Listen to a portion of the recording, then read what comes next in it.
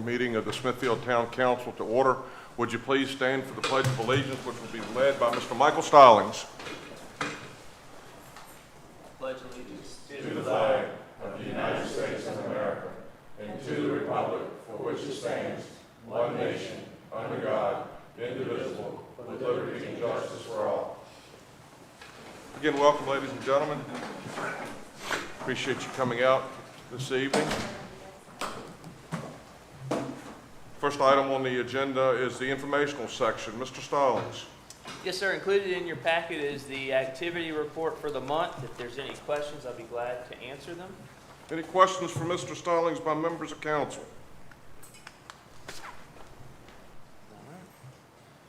They're seeing none. The next item, we've got the upcoming meetings and activities. They're listed on there as well.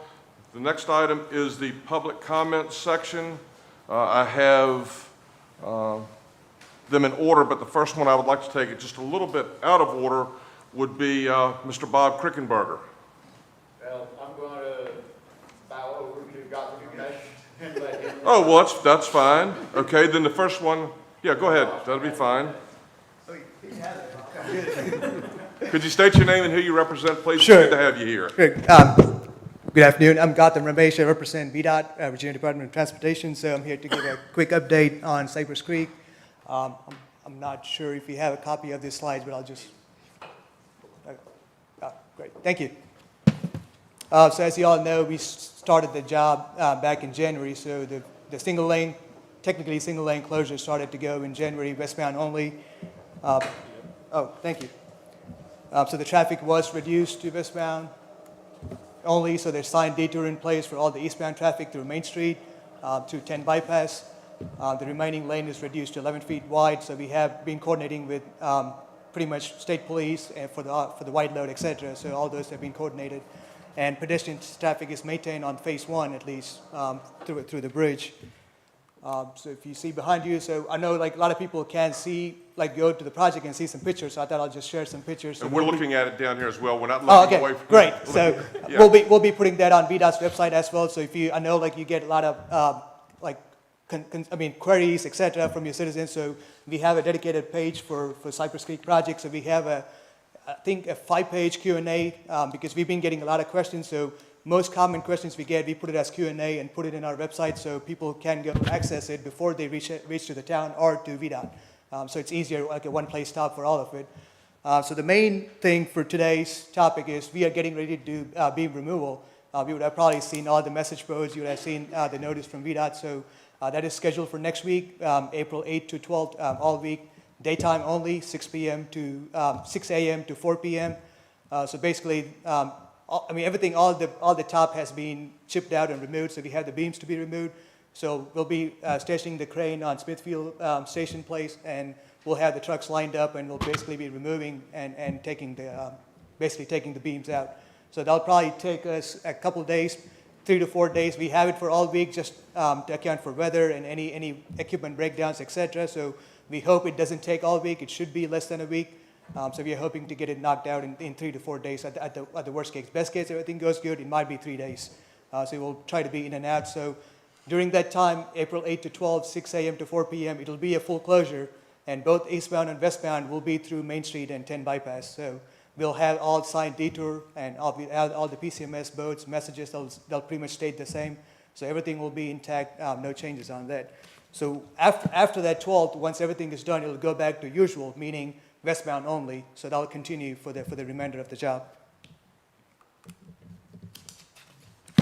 Oh, one other point I missed there. So the last bullet, pedestrian traffic will still be accessible through the bridge when the beam removal is happening, but we'll have a dedicated flagger there because when they're removing the beams, it's heavy.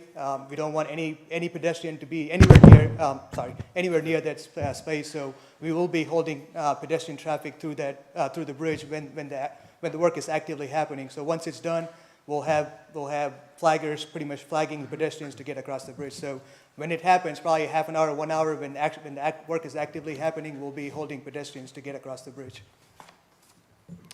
So upcoming impacts of work, so we will be shifting traffic. That is still on track. The project is still on track. So fall 2024, early 25 will be shifting traffic, meaning we'll be working on the other lane. It'll still be westbound only into the town. So the next item is as needed. So there will be some future similar closures because we are doing span A, B, C beam removal now. So we have to put the beams back, so we'll need a full closure like one we're having next week. Probably we're talking maybe 4 months from now or something. We'll need another full closure. And after that, we'll need a full closure for the deck pour, where we do the concrete pour for the entire deck. So we might need a full closure for that. But again, we'll be coordinating that with the town, and we'll give you plenty of heads up as to when it's coming. So we'll try to work with you as much as we can to coordinate that and get it so that not a lot of people get inconvenienced by Are we that. still looking at like the 3 and 4 day? When you say it's a full closure, are we looking That at is, still 3? that is correct. It's still going to be a minimal time. It is, I mean, I can guarantee it won't be more than a week at any given point. It'll be probably 4 days or 5 days, similar to this, nothing more than that. Thank you. And the project is still tracked to be completed by fall 2025. I mean, everything is going good with that respect. One final topic, I think safety has been a huge deal on this project. We've been making a lot of changes. I know you have been receiving a lot of feedback, so we've been trying to incorporate that and tweak the signal timing and add message boards, change the signs, etc. So we've been working closely with the town and with everyone just to make sure everything is falling into place and there's no confusion. Everything is clear. So we are going to actively continue that. We are working with Waze, Google Maps, Apple Maps, everyone, just to make sure everyone is stating clearly that the bridge is closed one way, so we're not impacting the tap house or the Smithfield station, etc. So people can still reach where they want to reach, and they don't assume that those places are closed and are not accessible. So we are working actively with everyone to reduce the impact on the community.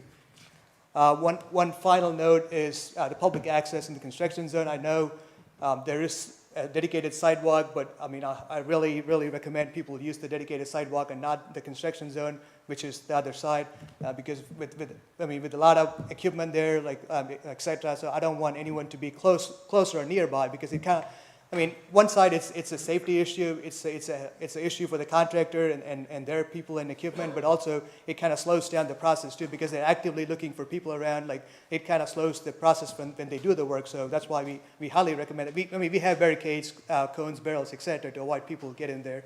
So if I know we've been working with the people too. If anyone gets close to the work zone, we have our inspectors there who go talk to them and tell them, like, hey, this is close here, please go to the other side.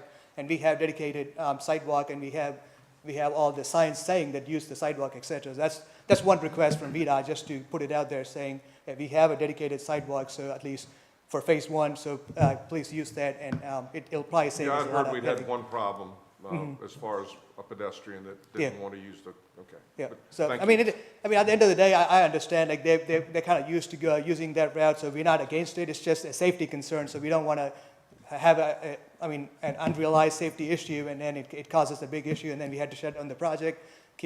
Find out what happened, what caused it, etc. So it's an unnecessary delay to the project. That's why we're trying to avoid as much as possible. The last slide, I think I touched on it a while ago. So this is our link to the project website, where you can find all the project information. So we'll be uploading all the pictures as we progress. So if people cannot access the bridge and look at what's happening, they can look at the pictures to see the progress. So they can get like, I mean, it's not real-time videos, but it is real-time pictures as at least what is happening on the project. And we'll be updating all our upcoming traffic alerts, any changes, and we'll be updating the FAQs as we move. I know, like, things kind of change, and there's new questions come up from the public, so we try to update our FAQs as much as possible.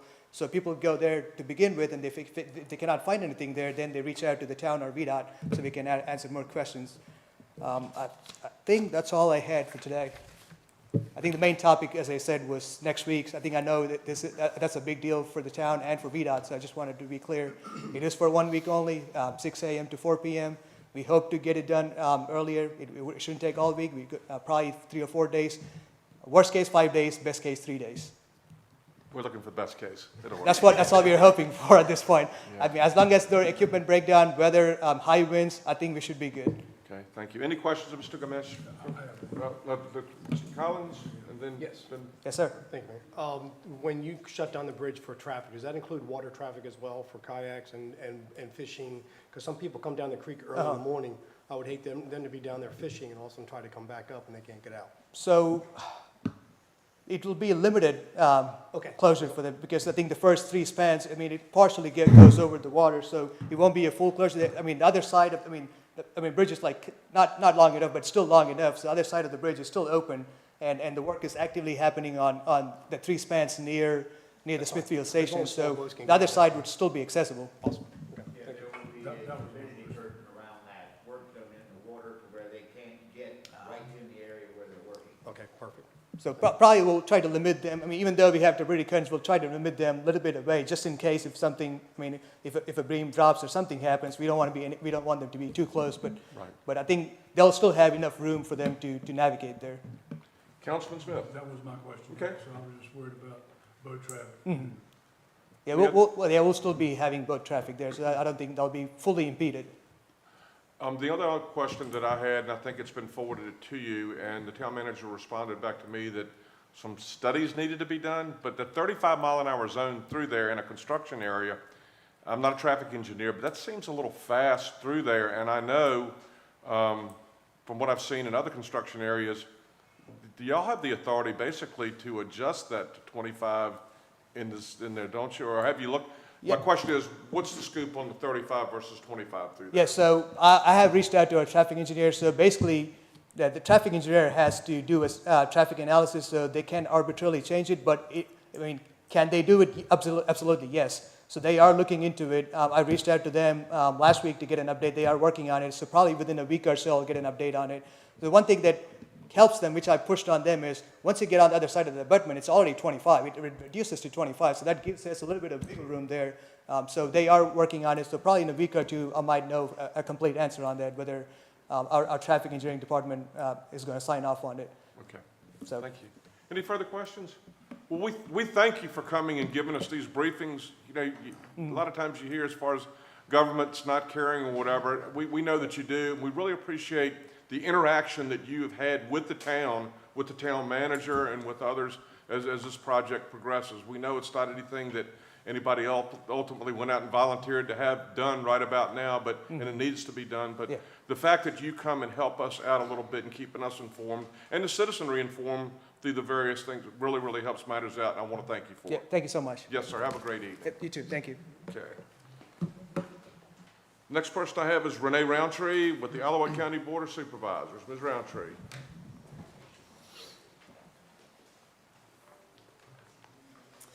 Good evening. My apologies for missing last month. I was having knee surgery, but I'm doing better. Thank you Good for deal. wondering. We've had several meetings since I was last with you. We only had one in February, so that was the 15th, and we reviewed the Isle of Wight Industrial Park fire incident at that meeting. We also talked a bit about the Growth Management Task Force, which has been sent to the Planning Commission for review and actually formation. And we decided to review our strategic plan, of which has not been updated since 2013. So we actually haven't reviewed ours since you guys have reviewed yours. And I did bring a printed copy for you, Leslie, this evening. I have it electronically, too. Anything that's highlighted, Randy Keaton says we've done. So I know you guys are taking a look at your documentation again. We had that retreat last year, and I thought that might be helpful. So I brought that. Then we had a meeting March 7th where we heard updates on the broadband expansion. We heard a report from the Western Tidewater Water Authority, which I'm on the regional committee for that. You know, that's where we buy water along with Suffolk in a partnership. We heard a report from the Commission on Aging. We also had reports from the new clerk of court and the treasurer. At that meeting also, we moved our location of our meetings. If you ever want to come to a Board of Supervisors meeting coming up, those will be held in the General District Court building because our elevator isn't working real well or at all at our supervisors' chambers. So we've moved it to the court building, which I quite like. On the 21st of March, we held a meeting and had a public hearing on the conditional use permit for Moonlight Solar Farm. That's been sent back to Planning Commission, if you're wondering where that is. And we approved a conditional zoning amendment for South Harbor. Then after that, just other meetings. We did have a really nice, I thought, intergovernmental meeting between myself, Mr. Keating, Mr. Jefferson, so Supervisor Jefferson, as well as Vice Mayor Butler and Mayor Bowman and Michael. We talked about the inspections program, which I know has long been talked about, so I think we hammered everything out there. Then Brandy Perkins, that evening, Jim Collins and myself, we did an informational listening post or town hall meeting at the Cypress Creek Clubhouse. Mr. Gibbs was unable to attend because he was at the Planning Commission meeting. My fault for scheduling two things on one night. But our next one will be held in June at some point. Mr. Gibbs and I are going to get together because I think we're going to have it at Sweet Haven. He suggested we have that for the citizens of District 1, Smithfield, at his church. So, if you'll let us do that, then we'll schedule that sometime in June. I did finish my budget training. VACO has a nice, I know some of you guys are in the planning commission classes, but I did finish the budget training module on that Wednesday, the 27th, so I feel educated and prepared to handle the next month of meetings every Thursday night. If you're wondering, you probably watch me on Facebook. We'll be doing budget meetings every Thursday, so that should be good times. Our next meeting is April 4th, which is Thursday. Any questions? Thank you. Any questions by members of council for Supervisor Roundtree? All right. Thank you for coming. Thank you all. We really do appreciate it. Next on the public comments is Mr. Tim Palmer. Western Tidewater Free Clinic. Good day, sir. Thank you. Good evening, Mr. Mayor, council members, and staff. My name is Timothy Palmer. I'm the board chair of the Western Tidewater Free Clinic. On behalf of the clinic's board of directors and the patients we serve, we just want to thank you for your past support and your consideration for the 2024-25 budget request. The town council has been just a wonderful annual financial partner since 2008 for the clinic. We were formed in 2007, and you guys have been with us literally since 2008. Just very, very grateful for the support of the clinic. For this coming fiscal year, your funding of $15,809 will provide comprehensive care to about 11 Smithfield patients over about 79 visits. Your support will help these high-risk patients. These are folks that really have no health care home whatsoever. These are desperate people. Every dollar you donate, your investment is approximately tripled. Right? That's how efficient we are there at the clinic. This past year, 23, we served a total of 21 town of Smithfield residents through 223 visits. That averages about 5 to 8 visits per patient. And this is about 3% of our total patient population. All Smithfield residents, we just looked at the address, that adds up to about 7%. And town of Smithfield residents receive free medications worth about $68,000. And services valued at about $35,000. That's just for the Smithfield folks. Since we opened our doors, we provided care to about 7,400 unduplicated patients who've been treated through over 212,000 medical, dental, mental health, and eligibility visits, and also a lot of pharmacy visits as well. And these pharmacy visits, since our inception, total retail about $58 million. And we're continuing to serve expand our services. Actually, mental health is a growing area. We've expanded that with a couple extra mental health nurse practitioners, and also I know some of y'all are very familiar with the clinic. We recently opened our expansion, went from 2 chairs to 4 chairs. That's only been in about the last 3 months. We've already seen a significant increase there. We expect our capacity to grow about 36%, and that's just in our dental. And it's about $1 million expansion. And again, you guys have been a great, great part of that. We're really appreciative of it. But providing our critically ill patients with a home, health home at the clinic provides them to receive the care they so desperately need to reclaim their health and their lives. This would not be possible without you. I'm going to give you an example. Carrie, fictitious name, but it's a real patient. This is her story. She had severe dental pain. To the point that she really couldn't eat. A lot of us, we don't even understand that. But imagine your mouth being so bad, teeth being so bad, you can't even eat. She read a story in the newspaper about the clinic providing dental care. A lot of people don't even know we provide dental care. She became one of our patients, but she had basically all of her teeth had been extracted due to severe decay, and as most of you know, that can cause problems in the jaw, other health issues. So she basically had no teeth. Anyway, we outfitted her completely with a set of dentures, one of the many services we provide. Most of us, you have a bad tooth, you get a filling, you get it taken care of. Some people, they just don't have the money to do that. Outfitted her with dentures. So she really expresses her gratitude to the clinic, particularly Christy, the dental coordinator. Treats her, she's quoted as saying, treats her with warmth and kindness. When asked about her thoughts on the clinic, she enthusiastically describes it as just a great, great place. She emphasizes she cannot find any other words to describe the experience that she had. This is somebody that couldn't even eat when she came in, hardly, just saw food. Now she's got a full set of dentures. But it's just one of the many impacts that the clinic has on the needy people of Smithfield, and we're very happy to support that. The support the town of Smithfield gives us allows us to keep our doors open, and desperately needed our area of about 2,200 square miles. Your contribution is a huge part of that. We're very grateful and just want to have your continued support so that we can make healthcare accessible for all of our neighbors and make better healthcare possible. Again, we just want to thank you for your investment in the Western Tidewater Free Clinic. Invite any of you anytime to come visit the clinic. It's super spiffy now with everything new, and we're very proud of it. But invite any of you anytime to come visit. And again, thank you so much for your continued support. Thank you, Mr. Palmer. Any questions by members of council for Mr. Palmer? Well, I'll echo what I said last year. We thank you for what you do and the time that you take to look out for those that are disadvantaged and in most need of help.